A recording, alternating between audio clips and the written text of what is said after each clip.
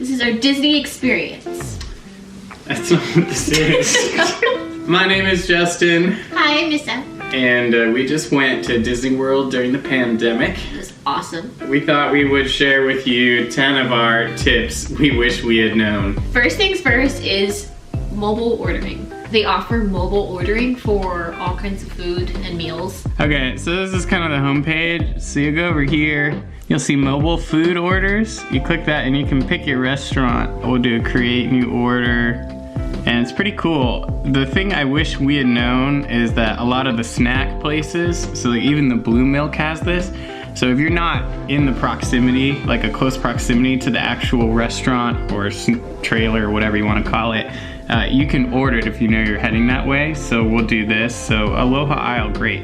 So you can click on it, you can order food, gives you your options. You can do special orders from here and everything. It also lets you pick a window, and they're all 30-minute windows, and what you'll do is you'll click it and then it'll tell you basically at that time of the window you can place your order for pickup.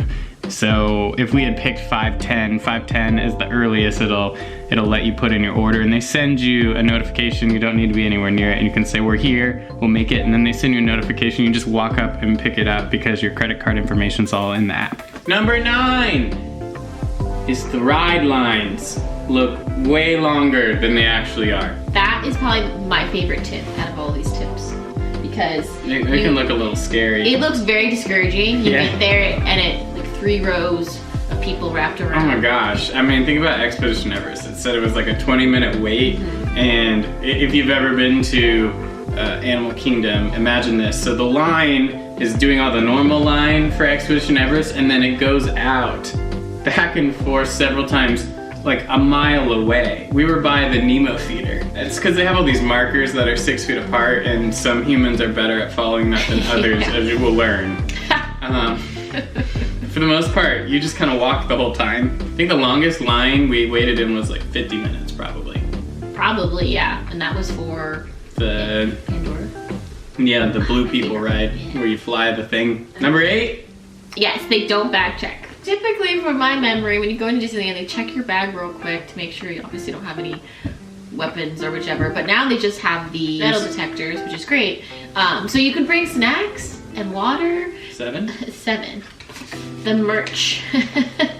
Merchandise. It's the same pretty much at every store. There's no collection difference if you go to The parks. the parks. Different Yeah. parks. Every park has the same stuff. And everything at Disney Springs is what they have in the parks. Exactly. They probably had more at Disney Springs than the actual park. Yeah. Especially the Star Wars stuff. Remember, like, we had to walk to like 10 different stores to find all the stuff in the one Star Wars trading post. Yeah. And number 2, they don't have very good style. So our goal was to get a shirt. That's matching- debatable. Maybe some people want to have like NASCAR looking shirts. Gotta let them have it. I know. I just remember Let them growing have up the and they had the NASCAR shirt. cutest Disney stuff. I wanted literally everything in the store, and this was just a few years ago.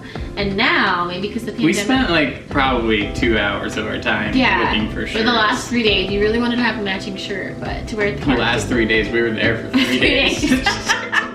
6. Yee! Oh, rise to resistance. Oh yeah, we didn't know how that worked initially, and I looked it up on the internet. But you gotta go back to the My Disney Experience app, and you'll see a tab that says Virtual Queue. And you have to do it right on the nose, because they open up the first one at 7 a.m. And both of us tried, because you can link your tickets in the app We'll and book basically get in early. line for everyone. And we both hit it exactly at 7 a.m. and it sold out, whatever you want to say. I don't even know how it filled up. I don't know how that's possible, but by 7 a.m. and 1 second, it was already maxed out. So you get a second try, and I think the second try actually might be a little easier because it's only people who are in the park. Like your ticket has to be scanned, you have to be present inside the park. That happens at 1 o'clock.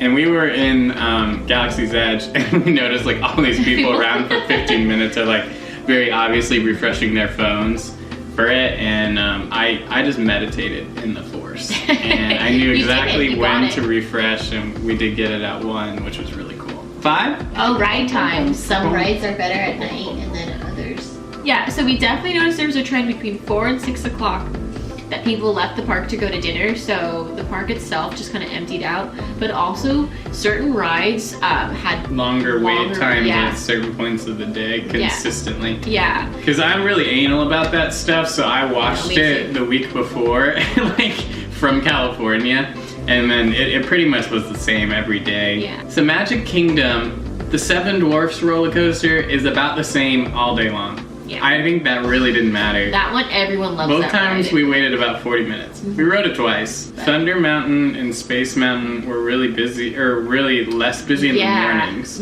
I think because everyone goes to that fantasy area. Yeah, Space Mountain was our first ride, and that was like it said 35 minutes, but it was like 15. Yeah, it wasn't bad at all.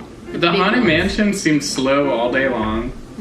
Pirates was definitely slower later because we hit it when it was really busy. We waited about almost an hour for that. That was probably our longest line that we waited for. Yeah, probably was. I wouldn't think that ride. And typically that ride here goes by super fast, those lines.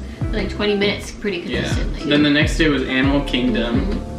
The safari ride is way less busy at night. Yeah, and the animals come out. Yeah, the animals are definitely more active when we went on at night versus in the morning. Oh, and the Pandora stuff was definitely less busy later on. Especially the river journey. The flight of passage, kind of have to monitor that, but the river journey definitely gets less later on. The trails are really cool if you go towards the end of the day, because most of the people have bounced out of the park by then. You can go trails by yourself, basically. Yeah, so you can actually get up close. We were right up by the monkeys. Yeah, that was super enjoyable. The monkey, the chimpanzees, what were they? Gorillas? Gorillas, I'm not sure. One of those. But they were right by the window, and so we got to chill there. 4. I feel like this kind of was in a lot of the points, but yeah, really get to know the app. It was helpful that we downloaded it early because you can see all your reservations in the app. You can do all your mobile ordering in the app. Yep. You can set your reservations not just for the park, but for all the Disney Springs. So anything on the Disney property you line can waits are there too. Yeah, all the line waits are there. It's really helpful. Yep. But yeah, definitely link your tickets with your group because you can link with people who are not just direct family members. That way all of you can try and get in that virtual queue.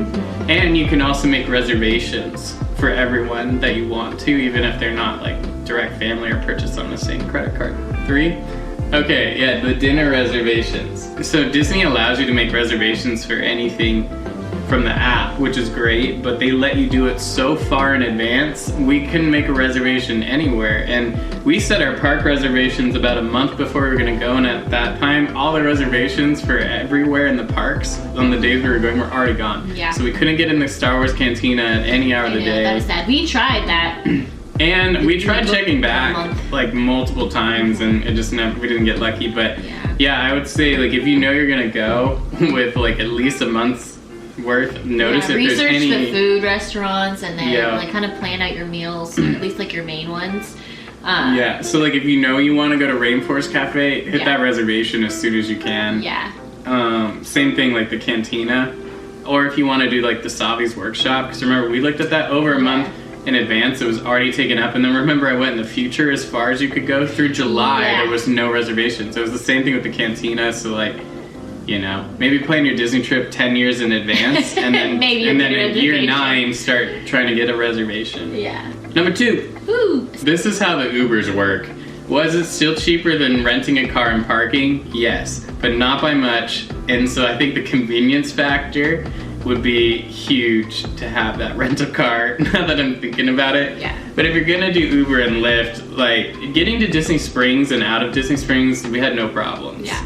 That was super easy. There's 2 places to get in line to drop off and whatever. And as long as you're within like 5 miles of the property, it's probably like $12 on average, I would say. I think that was the average. Our trip was like probably about $12, something like that. However, all the parks are different. So Magic Kingdom doesn't really have parking near the entrance. It's on its own island. So even with the Lyft, it's like far away from everything. So the Lyft is longer, so both our Uber rides were expensive. And you have to get on a secondary transport to get over there. So if you're like really dying to get there right when it opens, like just anticipate you have to take another unit of transit. Whether you take the ferry or the monorail. And also, the Ubering out of Magic Kingdom was a nightmare. It took us an hour. It was like over an hour we were sitting there, and the rates were so high. It was like $35 to go 5 miles. And they also have this option on Lyft, save and wait. So it'll save you a couple dollars, and then they'll just let you know when there's a driver near you.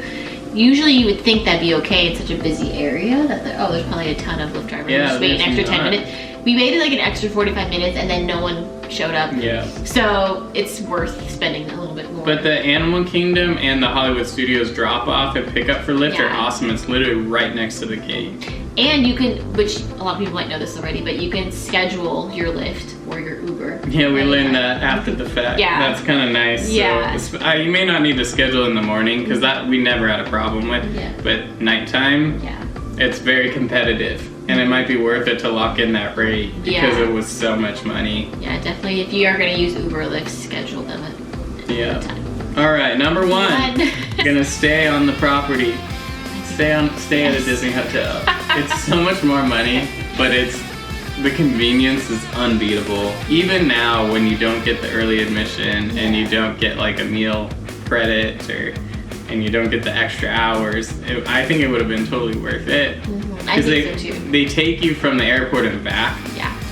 which is really cool. So take advantage of that magical express. Yeah. Our Uber from the hotel, from the airport to the hotel was $40. So Both you would have ways. saved both ways. So you would have saved at least around $80. Yeah, and then, we probably spent like 25 bucks on Ubers a day. So if you really add it up, it was starting to become not that much cheaper. Yeah, exactly. I also think the other thing that was really cool about staying on property is how it's a lot easier to be like, you know what, let's just go home for a little bit. Exactly. And rest because it's hot and we didn't even go in the peak heat.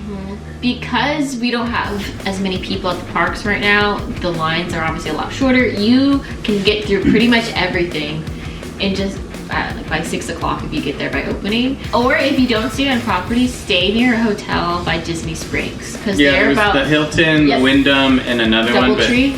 But there was probably 3 or 4 hotels that you could easily walk across the street and then utilize all of Disney's transportation. That buses from Disney Springs to everywhere. Every park, every water park, every hotel. So if you're really trying to save on the transportation, just anticipate getting your Uber or whatever to your hotel. But once you're at that resort, right next to Disney Springs, you're set.